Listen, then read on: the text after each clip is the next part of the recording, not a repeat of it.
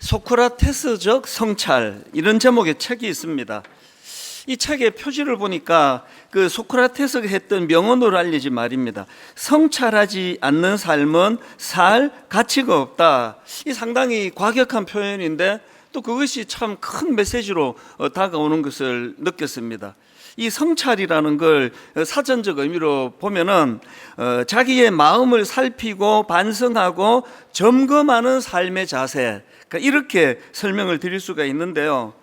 뭐 예를 들면 이런 겁니다. 이제 저는 이제 신방을 많이 하지 않습니까? 또 상담도 많이 하고 그러다 보니까 이제 상담을 하고 나면은 이제 그 다음 분을 기다릴 때 어떨 때는 뭐 이제 막 이제 좀 길어지고 해서 기다릴 그 여가도 없이 바로 진행되는 경우도 있지만 한 5분이라도 만약에 그런 결혈이 생기면 생각하는 거죠. 내가 지금 이분에게 전해준 이 조언이 이게 옳은 건가? 그 표현이 너무 과격하지 않았나? 너무 나 혼자 다 말한 건 아닌가? 이런 걸 짧게 이제 생각하는 거거든요. 그리고 그게 그 다음 상담하는 그 성도님에게 반영이 되면 확실히 이게 성장하는 걸 또 달라진다는 걸 느낄 수 있는 거거든요. 그래서 우리가 늘 막 엄청나게 큰 시간과 이런 게 아니라 문득문득 자기를 돌아보는 거죠. 내 말 이거 지금 괜찮은 건가? 너무 과격한가? 또 그런가 하면 이제 하루 일과가 다 끝났을 때 저녁에 와서 잠깐 한번 자기를 돌아보고 하루를 점검하고, 저는 사실은 이제 저녁이 되면은 다 소진이 돼서 생각 자체가 나지 않습니다. 그래서 저는 이제 아예 자버리죠. 그 새벽에 일어나서 가장 먼저 가장 맑은 정신으로 있을 때 하나님 앞에서 어제의 제 삶을 점검하는 거거든요. 아침에 뭐 했더라? 그 점심 먹고 이후에 그리고 또 집에 와서는, 그러다 보면은 하나님께서 많은 부분을 깨닫게 해주세요. 어떨 때는 참 아플 때가 있고요. 왜 그런 말을 했을까?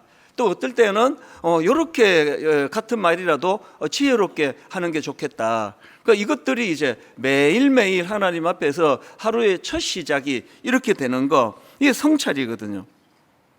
비슷한 책으로 소크라테스처럼 생각하는 법, 이런 제목의 책이 있습니다. 이 책 소개글에 보니까요, 그 스티브 잡스가 이런 말을 했다고 하네요. 소크라테스와 오후 한때를 보낼 수 있다면 자신의 기술을 다 내놓아도 좋다. 뭐 이건 이제 과장법이죠.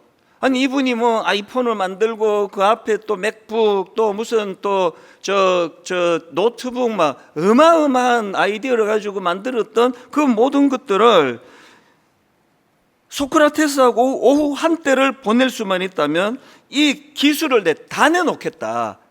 이런 생각을 이분이 하고 있는 게 계속적으로 발전을 이루게 만든 원동력이지 않을까, 그런 생각을 해봅니다. 그 다음 글 한번 들어보십시오. 기술의 최전선에 서 있던 스티브 잡스인데 왜 하필 소크라테스였을까? 아마 스티브 잡스가 진짜로 부러워한 것은 한 철학자의 지식이 아니라 사람의 생각을 뿌리부터 뒤흔드는 질문의 힘이었을 것이다. 또 그 다음 내용도 한번 보십시오. 소크라테스는 답을 남긴 사람이 아니라 질문을 남긴 사람이다. 좋은 질문은 시대가 바뀌어도 사람을 바꾼다. 지금 우리에게 부족한 것이 바로 이것이다. 정보는 넘치고 조언은 사방에서 쏟아진다. 그런데 삶은 더 쉽게 흔들린다. 누군가의 말 한마디에 무너지고 아직 오지 않는 미래를 먼저 앞당겨 두려워하고 감정이 지나간 자리에 남은 해석을 진실로 믿는다.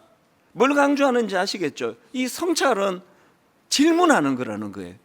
자기 확신해가지고 나 이런 거야 이게 아니고, 우리는 이 신앙생활이라는 게 사실은 하나님 앞에서 이게 전부 성찰하는 거거든요. 큐티가 뭡니까? 신앙 용어로 아시면 안 됩니다. 그냥 quiet time, 조용한 시간을 가지는 거, 이게 큐티 아닙니까?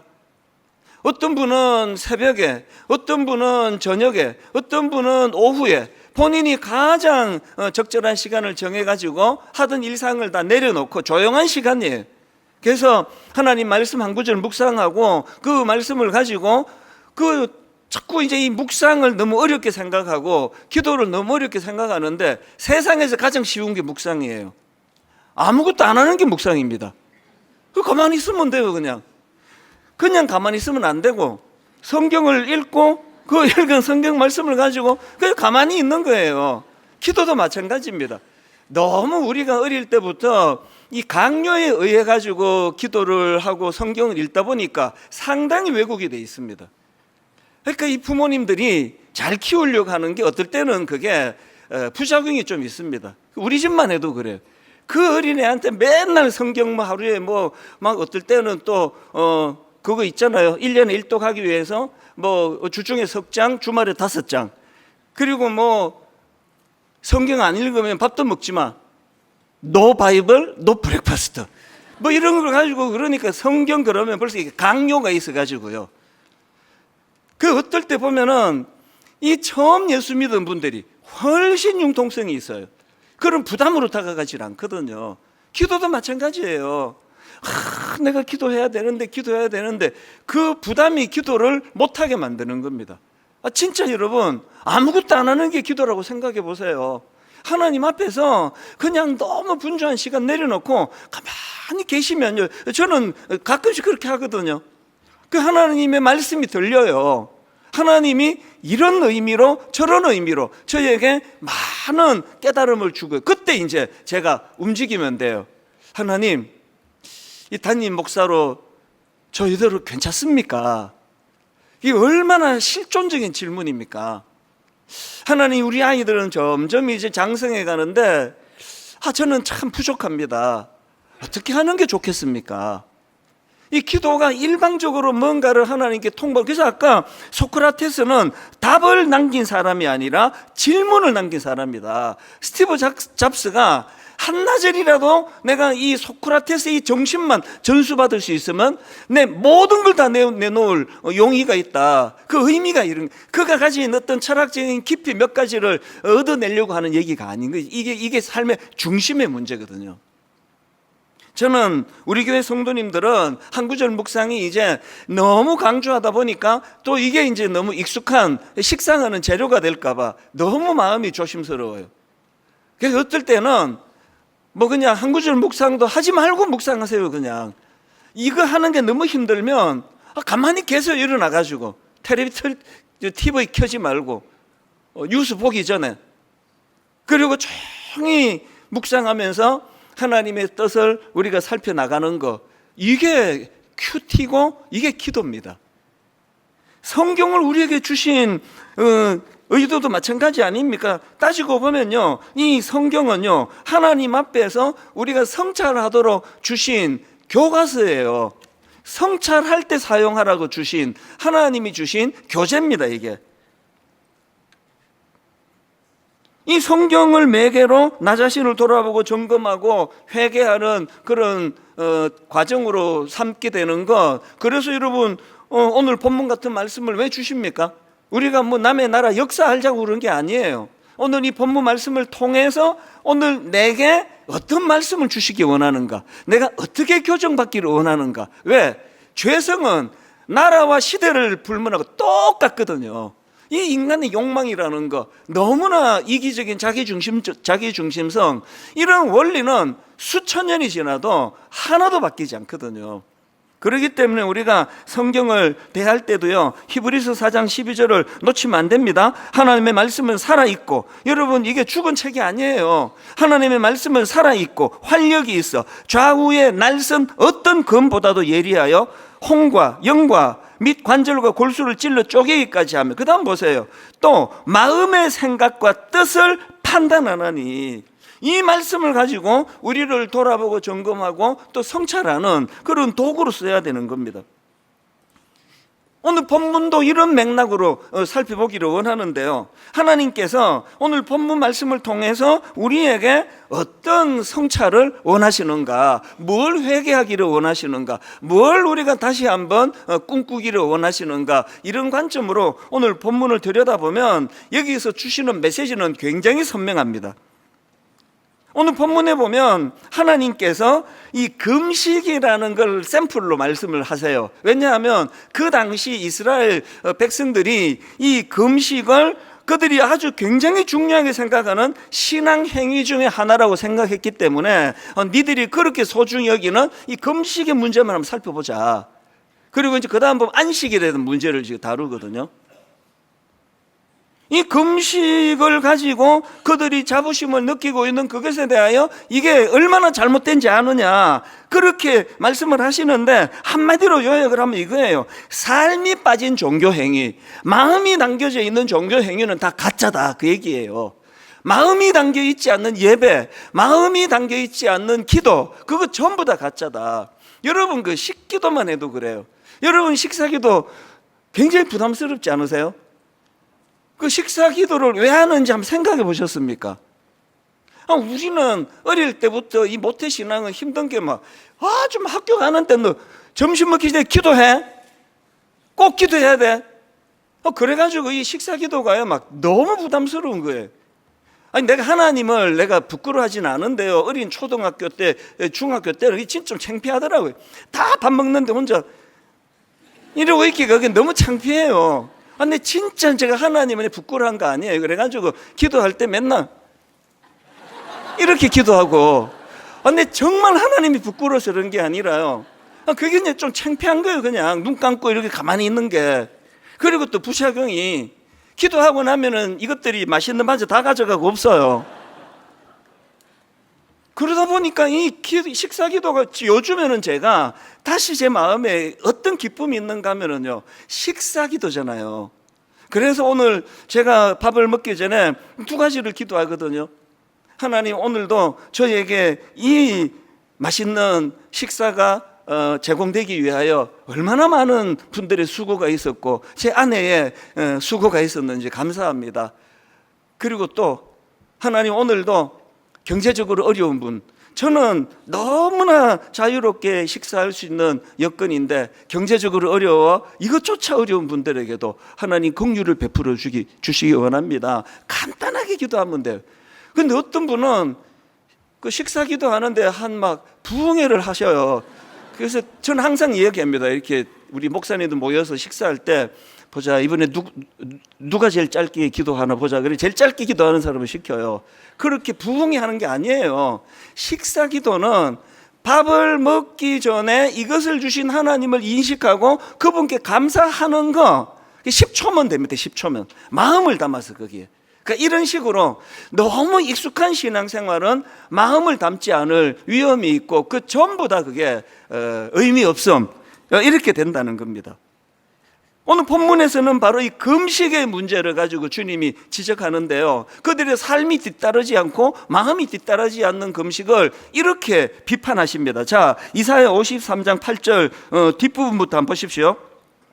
보라, 너희가 금식하는 날에 오락을 구하면, 여기 오락을 구한다는 건요, 금식이라는 게 뭐죠? 금식은요, 우리 인간의 욕구 중에 가장 강렬한 욕구인 식욕을 의도적으로 억제하는 거거든요. 내 이 욕망을 억제하고 하나님을 생각하고 하나님을 묵상하고 그분 중심으로 살아가야 되겠다는 다짐을 하는 게 금식인데, 밥만 굶으면서 금식하는 날에 오락을 구하면 네 하고 싶은 대로 하고, 이거 안식일도 마찬가지, 주일 성수도 마찬가지입니다.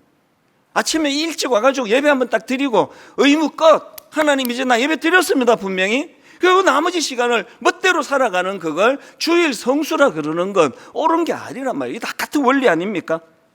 자, 3절 다시 읽습니다. 보라, 너희가 금식하는 날에 오락을 구하며 온갖 일을 시키는도다. 보라, 너희가 금식하면서 논쟁하며 다투며 악한 주먹으로 치는도다.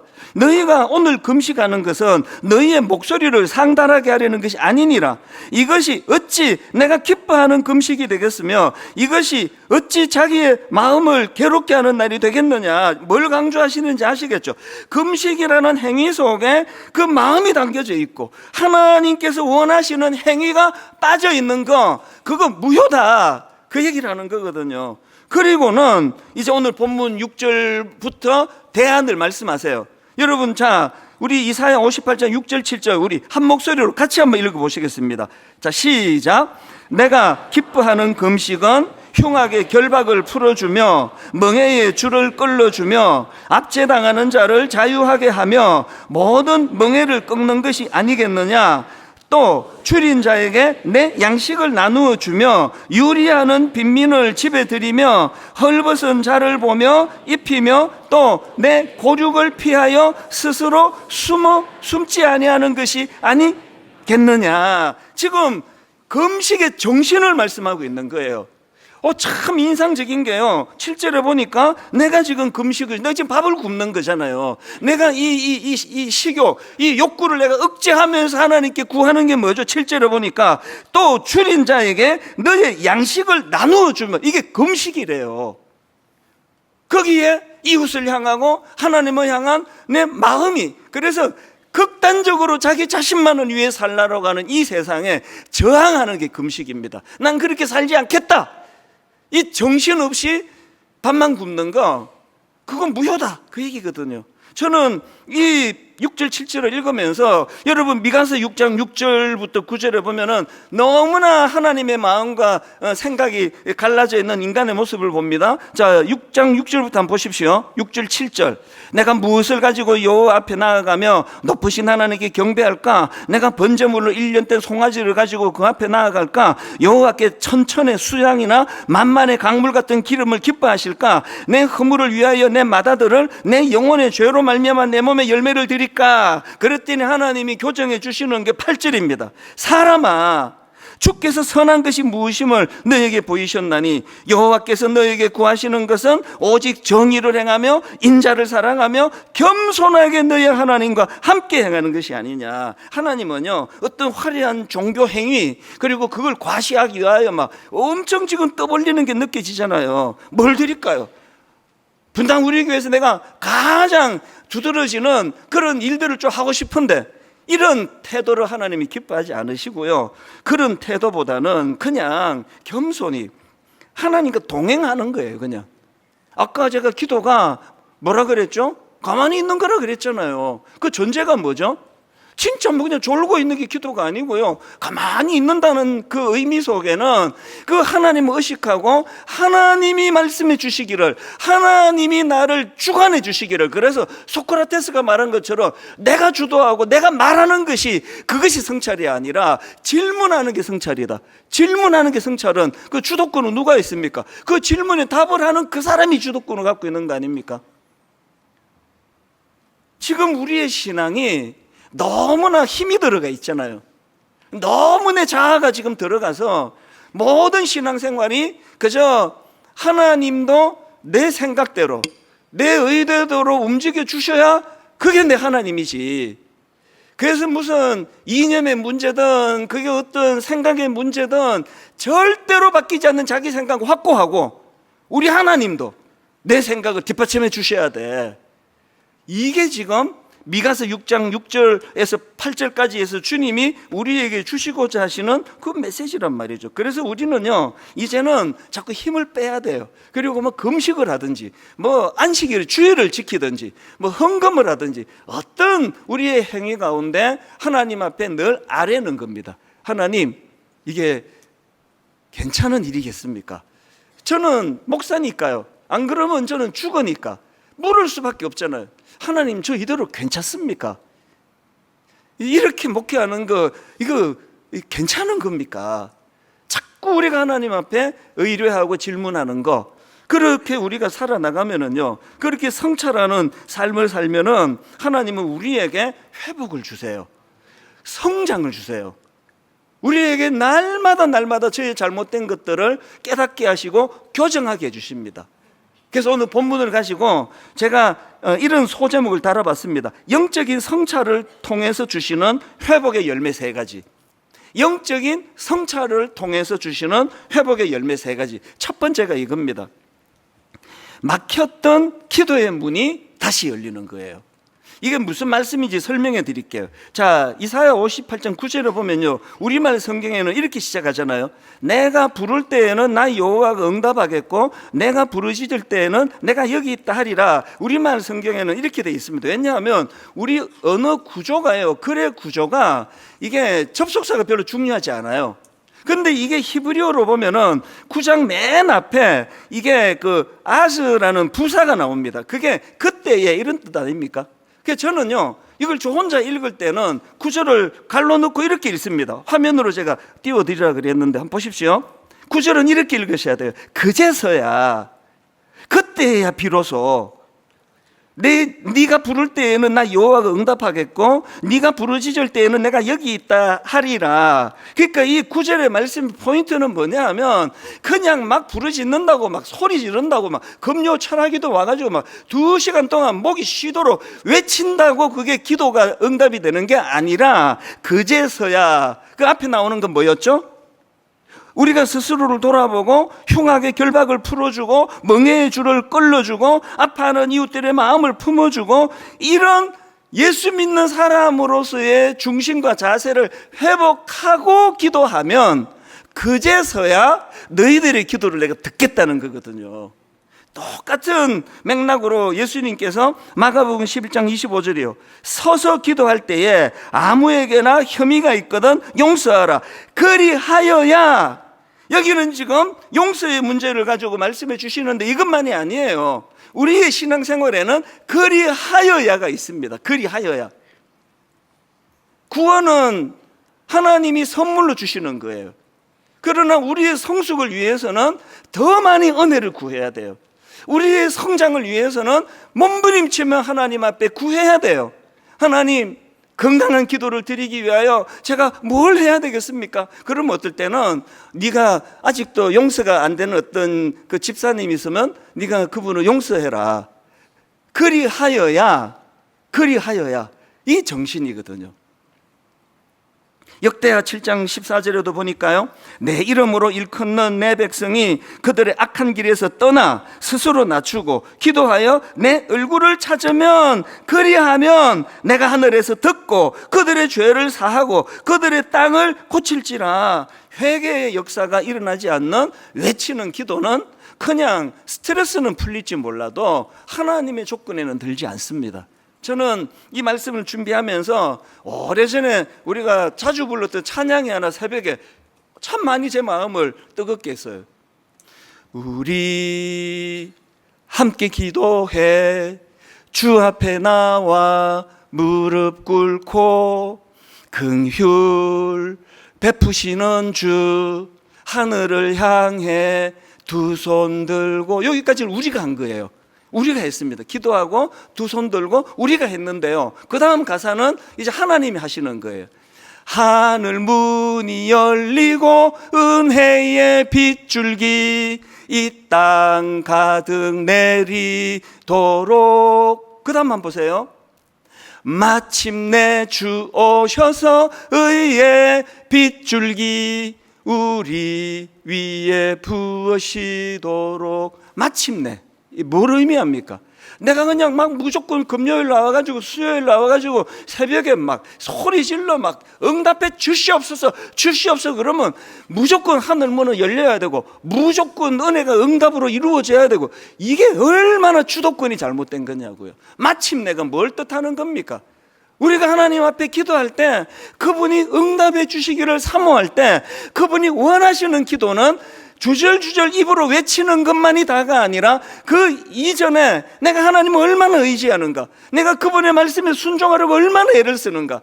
나는 성격적으로 누구를 용서하고 용납하는 일이 나는 불가능하지만 주님이 그걸 원하시기 때문에 억지로라도 내가 손을 내미는 일을 행하려고 몸부림치는 그 몸부림 가운데 이 부흥이 일어나거든요. 저는 분당 우리 교회가 기도 많이 하는 교회가 되기를 원합니다. 한번 기도하자 그러면 막 여기 막 체육관 막 드림센터 막 꽉꽉 차게 모여가지고 막 난리도 아니게 막 소리 지르고 부르짖고 그런 교회가 되기를 원합니다. 그러나 더 원하는 거, 그렇게 안 해도 각각 집에서 길 가다가 차 안에서 나지막하게 하나님 앞에 의뢰하고 하나님께 의지하면 우리를 너무 기뻐하셔가지고 응답이 잘 이루어지는 그런 성도님들이 모인 교회가 되기를 원합니다.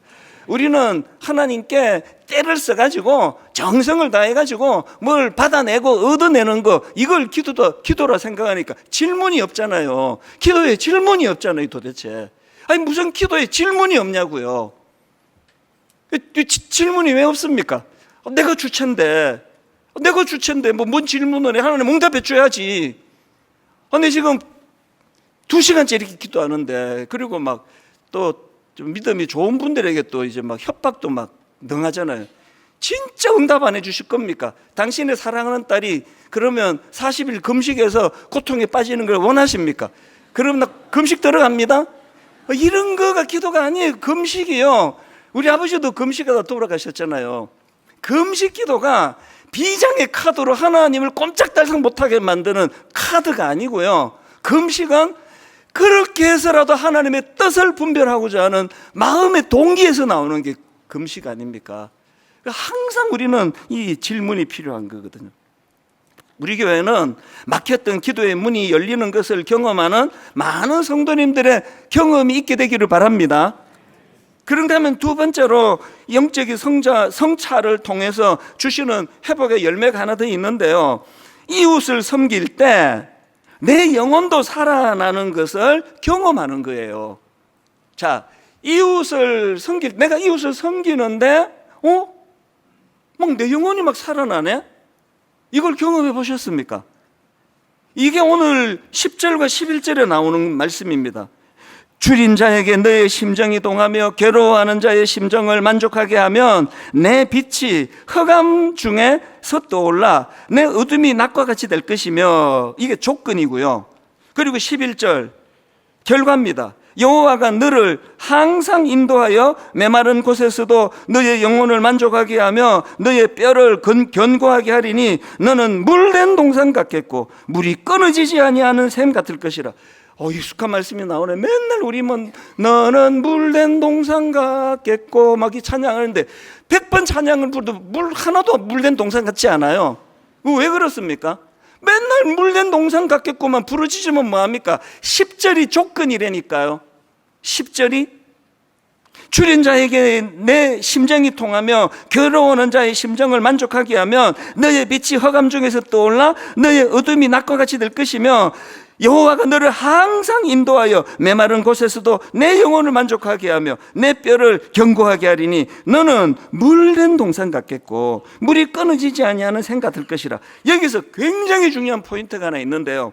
자, 10절을 줄인 자에게 너의 심정이 동하며, 이건 제가 한 거잖아요. 제가 너무너무 어렵고 힘든 분들을 위하여 제가 이제 내 심정이 그분에 대한 마음이 이제 가는 거거든요. 근데 참 흥미로운 게요, 여기에 나오는 10절에 제가 가지고 있는 내 심정이 경제적으로 어렵고 줄인 자에게 동하는 이 심정할 때 이 심정하고요, 11절에 하나님이 우리에게 주시는 거, 11절 여호와가 너를 항상 인도하여 메마른 곳에서도 너의 영혼을 만족하게 하며, 여기 나오는 너의 영혼을 만족하게 하면 영혼, 이게요 같은 단어예요. 왜 안 놀라세요? 지금 우리가 어떤 약한 자들을 향하여 그게 내 마음이 쏠리고 있는 그 단어의 심정하고 하나님이 우리의 영혼을 헤아려 주시고 만족하게 해주실 때 그 영혼이 같은 단어예요. 이게 둘 다 똑같이 네페시라는 단어인데요, 영혼, 생명, 마음 이런 뜻을 가지고 있습니다. 여기서 너무너무 중요한 메시지를 얻는 거거든요. 여러분, 우리가요 우리의 이웃의 영혼을 돌보고 우리의 연약한 주변 사람들을 섬기고 우리 다음 세대를 위하여 너무나 열악한 주일학교 현장에서 그 아이들을 위하여 눈물로 정성을 다하면 하나님은 우리의 영혼을 그렇게 돌봐주신다는 거거든요. 이게 얼마나 중요합니까? 세상의 가치관은 절대로 이런 거 원하지 않아. 너 자신만을 위해 살아라. 왜 손해보고 사느냐. 그래서 요즘 자주 듣는 게요, 내가 왜 손해봐야 됩니까? 이런 말을 옛날보다 훨씬 자주 듣습니다. 이게 이 세상의 영향이거든요. 근데 이게 자승자박이라는 거예요.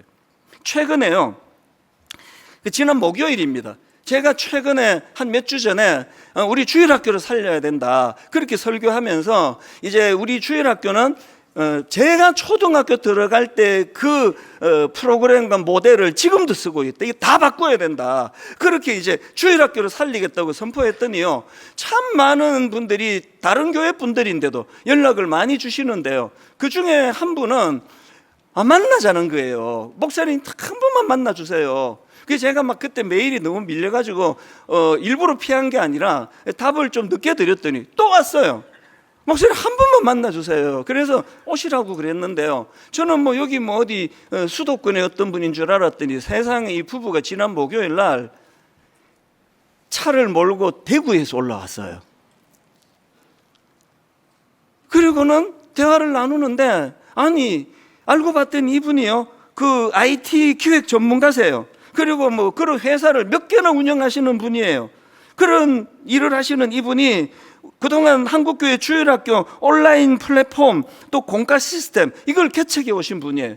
그래서 이거를 개발하고는 다 오픈하거든요. 그날 함께 참석했던 우리 부목사님 한 분이 오늘 주일학교 가르칠 때, 이 집사님이 개발하신 거군요. 아니 그 사업하는 분이, 아니 대구에서 지금 분당까지 오셔가지고 오후 한낮이 뭡니까?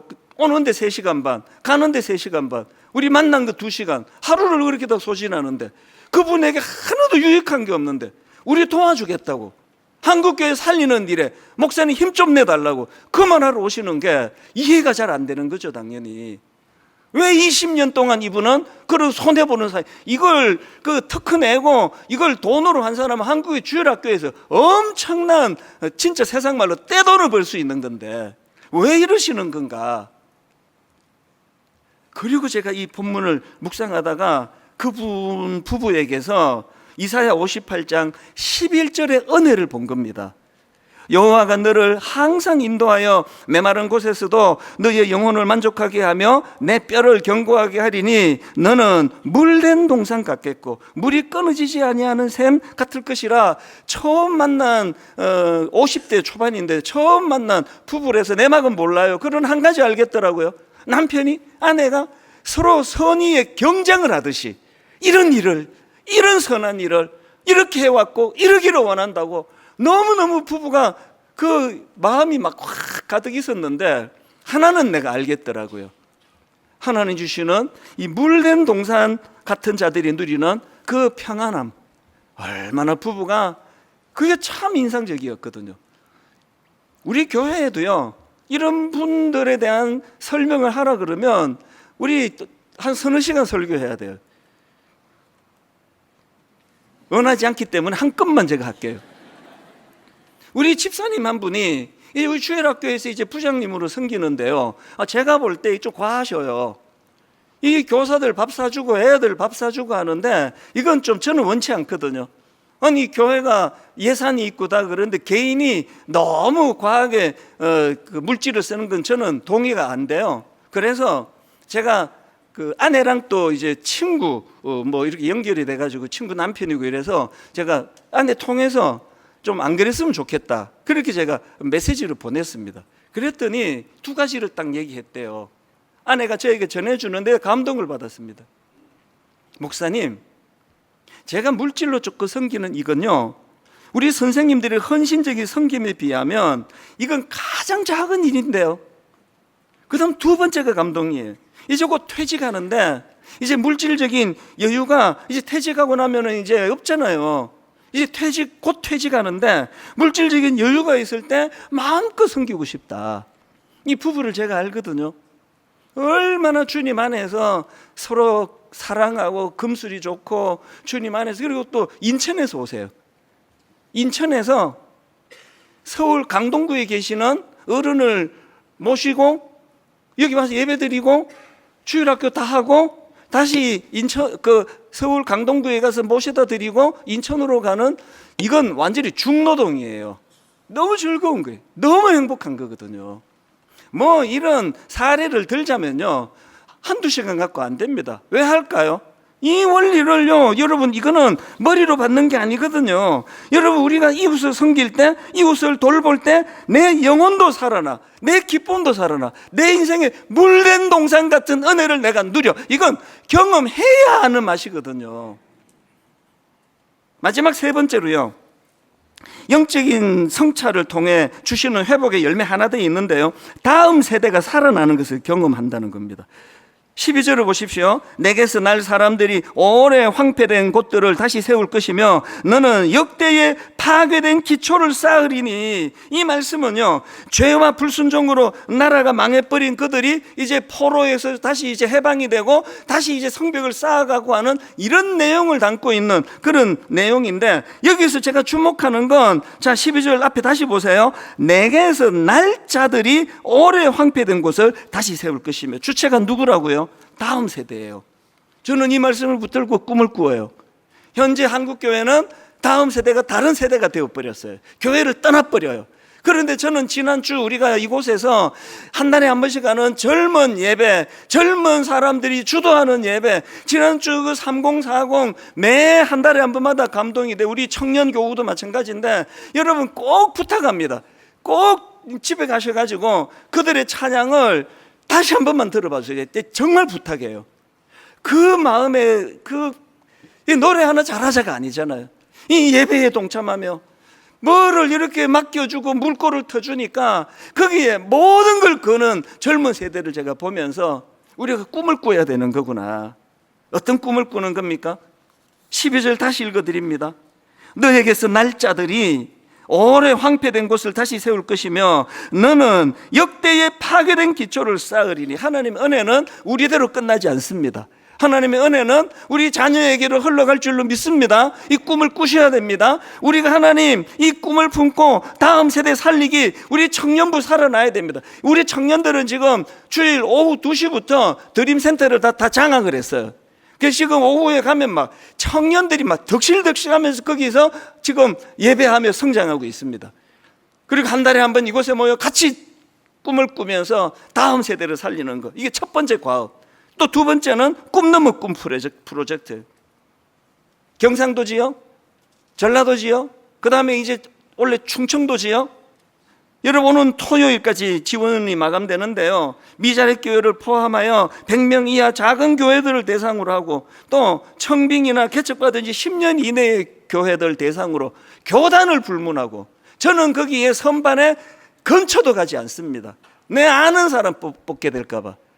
공평하게 하나님, 우리가 이 작은 교회, 약한 교회, 또 작다고 다 약한 거 아닙니다. 미자립 교회 잘 섬기는 역할을 감당해 주실 줄로 힘주시기 원합니다. 여러분, 우리가 1만 소도 파서 운동 250억 들어간 그 비용을 모두가 다 이거를 다시 이제 회수해 가지고 한 10년, 20년에 걸쳐서 250억 전부 요 용도 외에는 쓰지 않을 거예요. 하나님, 우리 작은 교회를 섬기고 그 다음 목사님들에게 힘이 되어주고, 그런가 하면은 마지막으로 우리 드림 사역원에 대한 꿈 계속 의도적으로 반복합니다. 70년대 가장 상징적인 언어가 저는 바퍼, 배고픈 사람에게 뭐 이것만큼 의미 부여가 되는 표현이 있습니까? 바퍼. 그럼 오늘 우리 시대의 바퍼가 뭘까? 오늘 우리 시대는 배가 고픈 것이 아니라 마음이 고픈 시대인데, 마음이 고픈 이 시대. 그래서 우리 드림사역원에서 이것들에 대하여 전문가들이 너무 고맙게도 머리를 싸매고 지금 고민하고 연구하고 있는데요, 그렇게 마음이 고픈 대표적인 그룹을 먼저 우리가 선정을 하게 된 거예요. 그게 바로 고립 언둔 청년들과 그들의 부모님이에요. 이제 이들을 우리가 잘 섬겨나가기를 원하고, 이분들만이 아니에요. 어른들, 100세 시대라 그러는데 일찍 퇴직하고 우리 남은 시간 우리 어떻게 살아야 되나 고뇌하는 어른들에게 우리 드림 사역원에서 그들에게 길을 제시하고 방향을 제시하는 이런 꿈을 저는 꾸고 있습니다. 이제 오는 목요일부터 6주 동안 고립원둔 자녀 부모 교실이 열려지는데요, 이제 이게 이제 시작이거든요. 그래서 여러분들과 함께 이 시대에 배가 고픈 게 아니라 마음이 고픈 분들을, 세대를 불면하고 연령을 불문하고 그들을 섬기는 일을 해나갈 텐데, 중요한 게, 결론으로 이게 중요한 게 있습니다. 12절을 다시 보십시오. 내게서 날짜들이 오래 황폐된 곳들을 다시 세울 것이며 너는 역대의 파괴된 기초를 쌓으리니 너를 일컬어 무너진 데를 보수하는 자라 할 것이며 길을 수축하여 거할 곳이 되게 하는 자라 하리라. 아까 말씀드렸듯이 1차적으로 이게 바벨론 포로에서 돌아와 그들이 성벽을 재건하는 이런 의미로 이 의미를 설명하지만 이게 다가 아니에요. 궁극적으로는 이제 하나님께서 이 말씀을 통하여 장차 오실 메시아의 회복 사역이에요. 우리 모두는 다 예수 그리스도의 회복 사역으로 치유가 된 사람들이에요. 이제 우리가 주님 이름으로 그 일들을 감당해 나갈 때에 교회는 마땅히 우리끼리 잘 먹고 잘 사는 곳이 되면 큰일 나는 게 교회예요. 하나님이 교회를 통하여, 그래서 여러분 제가 공식적으로 약속을 드립니다. 매년 30억씩 우리 드림 사역원을 위하여 우리가 하나님께 약속을 드렸지만 절대 여러분에게 부담 드리지 않을 거예요. 어떤 경우라도 이게 강제로 억지로 해서 되는 일이 아니고, 그러나 1년에 한 번씩만 하나님 우리가 십시일반하여 헌금하는 이 일이 어린아이의 작은 도시락이 되게 해주셔서, 하나님 이 작은 도시락이 5,000명을 먹이고도 남는 기적의 도시락이었잖아요. 하나님 이 교회에서 그렇게 오늘 주신 말씀 그대로 10절 11절 읽고 말씀 마치겠습니다. 줄인 자에게 너의 심정이 동하며 괴로워하는 자의 심정을 만족하게 하면 너의 빛이 흑암 중에서 떠올라 너 어둠이 낮과 같이 될 것이며 여호와가 너를 항상 인도하여 메마른 곳에서도 너의 영혼을 만족하게 하며 내 뼈를 견고하게 하려니 너는 물낸 동산 같겠고 물이 끊어지지 아니하는 샘 같을 것이라. 우리가 이렇게 연약한 이웃을 섬기고 돌보는 것이 이게 손해고 희생이고 그런 저울질하고 계산하는 게 아니라, 이게 하나님이 우리 영혼을 풍족하게 만들기 위한 하나님의 은혜의 배려라는 걸 머리로서가 아니라 가슴으로서가 아니라 삶 속에서 그것을 맛보고 누리는 성도님들 되시기를 바랍니다. 같이 기도하시겠습니다. 하나님 아버지, 오늘 우리는 예수 믿는 사람입니다. 하나님이 새롭게 세워주시는 무너진 데를 보수하시는 예수 그리스도 십자가 은혜로 살아난 사람들입니다. 이제 하나님 세상의 논리와 세상의 원리로서가 아니라 날 구원해 주신 예수 그리스도 그분의 십자가의 논리대로, 십자가의 원리대로 우리가 살아갈 때에 이것이 실제로는 우리를 부유하게 만드는, 풍요하게 만드는, 우리를 너무나 주님 안에서 행복하게 만드는 하나님의 방식이라는 걸 머리로서, 이론으로서가 아니라 삶에서 맛보아 아는 성도님들 되게 하여 주시옵소서.